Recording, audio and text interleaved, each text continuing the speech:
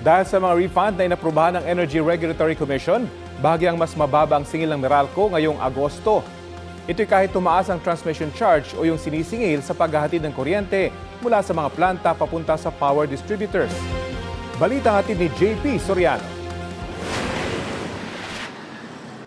Tumaas ng 22.22% ang transmission charge sa electricity bills ngayong Agosto mula sa 1 peso at 43 centavos per kilowatt hour magiging 1 peso and 75 centavos per kilowatt hour ang singil.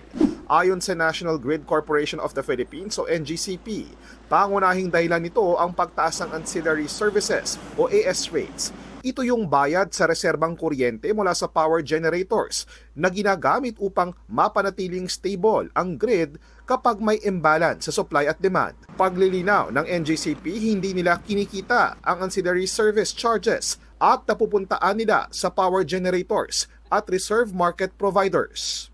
Mahigit 30% yung tinaas nung ancillary service rates. Very, very small percentage siya dun sa binabayaran ng consumers.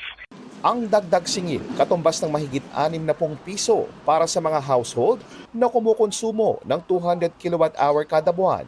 Nauna nang sinabi ng Meralco na na-offset na nila ang pagtaas ng ilang charges dahil sa ERC-approved refund. Kaya sa kabuuan, bumaba pa ng bahagya ang Meralco rate ngayong Agosto. Kung kailan naman tumaas yung kilowatts, bumaba naman yung kuryente namin. JP Soriano, nagbabalita para sa GMA News.